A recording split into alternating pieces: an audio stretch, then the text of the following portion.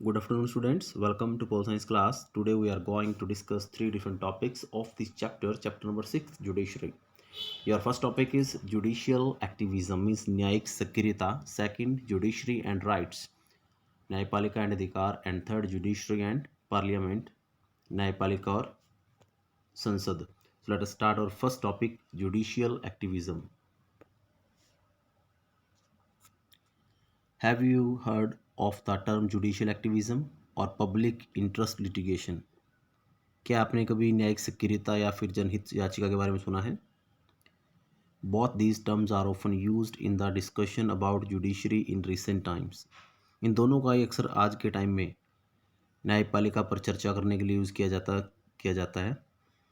And many people thinks that, कुछ लोग मानते हैं कि these two things have revolutionized the functioning of judiciary and made it more people friendly. कुछ लोगों का मानना है कि इन दोनों ने न्यायपालिका के कार्यों में क्रांतिकारी परिवर्तन कर इन्हें पहले से अधिक जनोमुखी बना दिया है.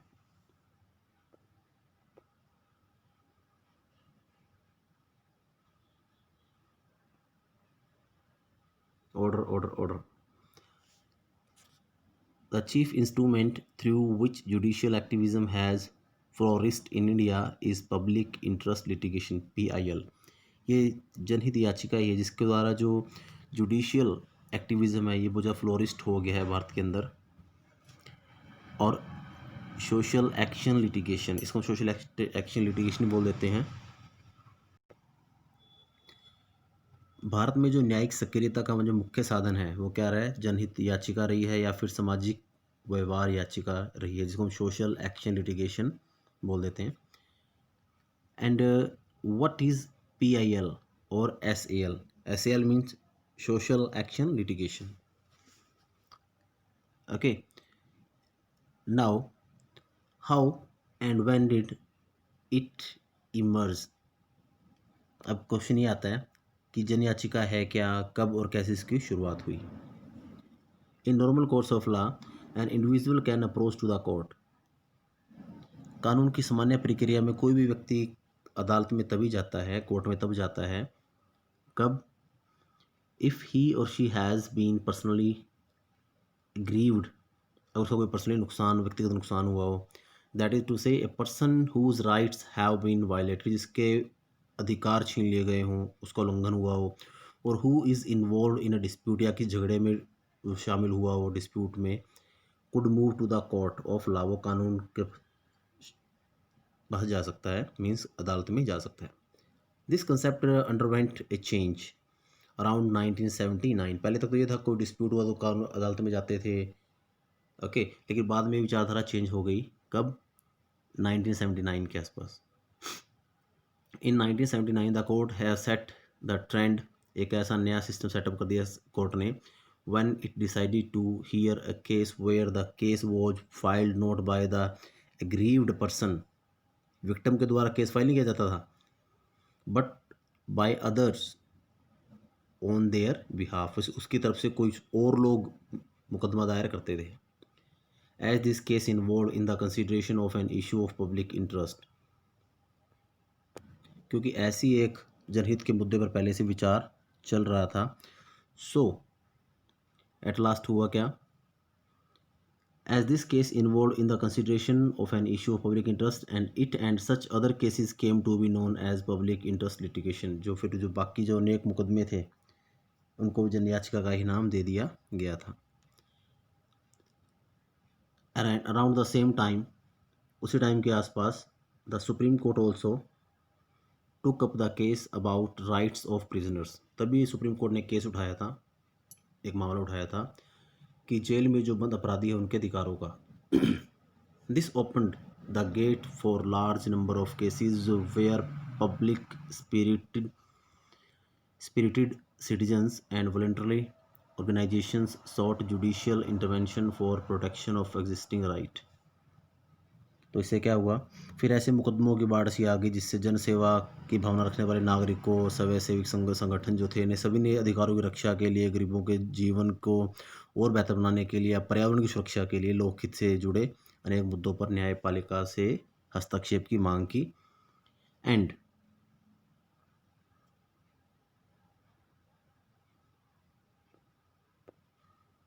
PIL has become the most important vehicle of judicial activism. इस तरीके जो जनहित याचिका न्यायिक सक्रियता का एक सबसे प्रभावशाली साधन बन गई। Judiciary, which is an institution that traditionally confined to responding to cases brought before it, began considering many cases merely on the basis of newspaper report and postal complaints received by the court. अब judiciary ने क्या कर दिया न्यायिक प्रक्रिया ने कि लोगों की तरफ से मुकदमा दायर किए मुकदमे को सुनने के बजाय अखबारों में जो भी खबरें आती थी और जो भी कोई न्यूज़ आती थी या कोई कोई बाई पोस्ट कोई कंप्लेंट आती थी उसके ऊपर विचार करना शुरू कर दिया।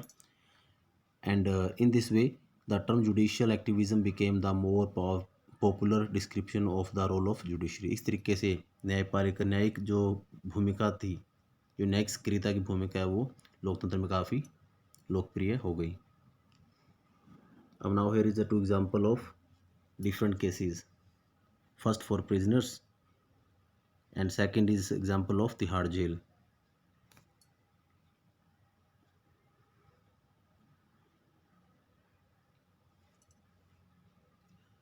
Through the PIL के माध्यम से the court has expanded the idea of rights. न्यायालय ने क्या किया, अधिकारों का जो दायरा है वो बढ़ा दिया। क्लीन एयर, शुद्ध हवा, अनपोल्यूटेड वाटर, शुद्ध पानी, डिसेंट लिविंग, शानदार जीवन, etcetera are rights for the entire society. ये सभी का अधिकार है, सभी लोगों से अधिकार है इन चीज़ों पर। So therefore it was felt by the court that individuals as part of the society must have the right to seek justice wherever such rights are violated. सो उन्होंने डिसाइड फिक्स कर दिया कि जो भी आदमी सोसाइटी में रहता है उसका अधिकार है कि वो अपने अधिकारों के लिए कोर्ट में जा सकता है जहाँ भी उसको लगे उसके अधिकारों का उल्लंघन हो रहा है। And secondly, through PIL, judicial activism of post 1930 periods, the judiciary has also shown readiness to take into consideration rights to those section। इसके साथ साथ जनहित याचिका और न्याय सक्रियता पर न्यायपालिका ने उन मामलों में भी रुचि दिखाई जहाँ पर समाज के कुछ वर्ग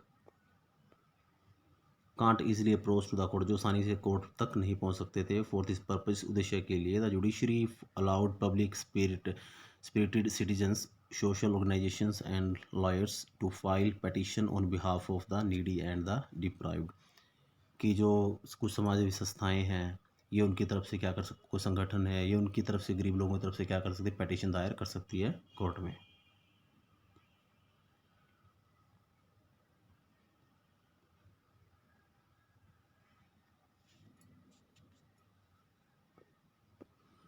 judicial activism has had manifold impact on the political system. जो न्यायिक सक्रियता है का हमारा राजनीतिक व्यवस्था पर बहुत ज़्यादा प्रभाव पड़ा है। It has democratized the judicial system by giving not just to individuals but also groups access to the court. इससे न केवल व्यक्ति बल्कि विभिन्न समूहों को भी अदालत में जाने का अवसर मिला है। It has forced executive accountability, और इसने न्याय व्यवस्था को लोकतांत्रिक बनाया और कार्यपालिका को उत्तरदायी बनाने के लिए बाध्य भी हुई, और चुनाव प्रणाली को भी पहले से ज़्यादा मुक्त और निष्पक्ष बनाने का भी प्रयास किया है। It has made the an attempt to make the electoral system much more free and fair. The court asked candidate contesting elections. अब न्यायालय ने चुनाव लड़ने वाले जो प्रत्याशी होते हैं उसको क्या बोला है, to file affidavits indicating their asset, जिससे उनकी जो संपत्ति का ब्यौरा मिल सकता है, शपथ पत्र देने को कहा है। And income along with educational qualification, साथ उनकी योग्यता क्या है वो भी उसका भी शपथ पत्र देना पड़ता है। सो दैट, ताकि people could elect their representative based on accurate knowledge, ताकि लोग अपने प्रतिनिधियों का चुनाव सही और स्टिक जानकारी के आधार पर कर सकें। There is, however, a negative side of the large number of PIL and the idea of a proactive judiciary. इस PIL से क्या हुआ है, जनहित याचिकाओं की बढ़ती संख्या और सक्रिय न्यायपालिका के विचार का नकारात्मक पहलू भी है। वो क्या है, कहता in the first place it has overburdened the court, इसने जो हमारी जो अदालत है उसका कामकाज बढ़ा दिया है। Secondly, judicial activism has blurred the line of distinction between the executive and legislature on the one hand and the judiciary on the other hand. और साथ में क्या है कि इसने जो न्यायिक सक्रियता से जो विधायिका थी, कार्यपालिका थी और न्यायपालिका के कार्यों के बीच का जो अंतर था उसको गायब कर दिया है। ओके, क्योंकि ये सारे काम अब न्यायपालिका ही करने लग गई है। The court has been involve in resolving questions which belongs to the executive. Sir अब जो न्यायपालिका है, जो हमारी सुप्रीम कोर्ट है, हाई कोर्ट है, ये वो मुकदमे से वो इश्यूज़ को सोल्व कर रही है, उन ट्रायल्स को सोल्व केसों को सोल्व कर रही है जो किसके अंडर आते हैं, एग्जीक्यूटिव के अंडर आते हैं। And therefore some people feel, कुछ लोग महसूस भी करते, जो जुडिशियल एक्टिविज्म है, नेक्स्ट क्रिता has made the balance among the three organs of government very delicate. कि इन तीनों के बीच का संतुलन है वो अब रखना बहुत मुश्किल हो गया है। क्योंकि democratic government is based on each organ of government respecting the powers and jurisdictions of the other. क्योंकि लोकतंत्र का आधार क्या होता है कि सरकार का हर अंग जो ऑर्गन है, वो तीनों, जुडिशरी, लेजिस्लेटिव एंड एग्जीक्यूटिव, तीनों एक दूसरी शक्तियों और क्षेत्राधिकारों का सम्मान करें। बट लेकिन जुडिशियल एक्टिविज्म में be creating certain strains on this democratic principle. लेकिन नेक्स्ट कृत्या ने इस लोकतंत्र सिद्धांत को आघात पहुंच सकता है अगर ये कंटिन्यू ऐसे ही चलता रहता है तो।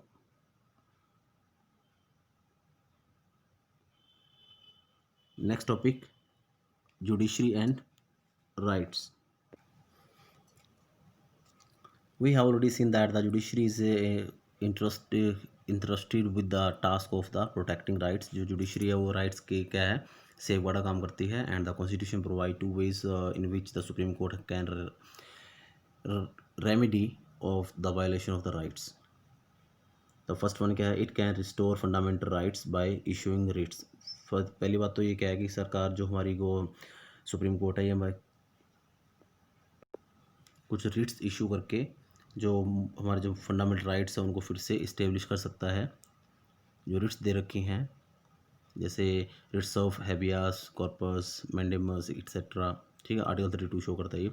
And the high court also have the power to issue such writs, article 226 में दे रखे ये। And second, the supreme court can declare the concerned law as unconstitutional and thereupon non operational article. So सर्वोच्च न्यायालय किसी भी कानून को गैर संवैधानिक घोषित कर सकता है और उसे लागू होने से रोक भी सकता है अगर उसको लगे कि ये संविधान के अगेंस्ट है तो। Perhaps the most important power of the supreme court is the power of judicial review. सबसे महत्वपूर्ण शक्ति कौन सी थी उसकी, न्यायिक पुनरावलोकन की। न्यायिक पुनरावलोकन की शक्ति जो सबसे महत्वपूर्ण होती है। कि judicial review means the power of the supreme court और high court to examine the constitutionality of any law. If the court arrives at the conclusion that the law is inconsistent with the provisions of the constitution, such a law is declared as unconstitutional and incapable। अगर supreme court को लगता है कि कोई भी कानून जो बनाया गया है वो संविधान के अगेंस्ट है तो न्यायालय उसे गैर असंवैधानिक घोषित कर सकता है। And such a law is declared as unconstitutional and incapable, and the term judicial review is nowhere mentioned in the constitution। However, in fact, the India has written constitution, Bharat का संविधान लिखित है, and the Supreme Court can strike down the law that goes against fundamental right। तो जो हमारा supreme court है वो किसी भी कानून को हटा सकती है जो फंडामेंटल राइट्स के अगेंस्ट जाता हो। And implicitly gives the supreme court the power to judicial review.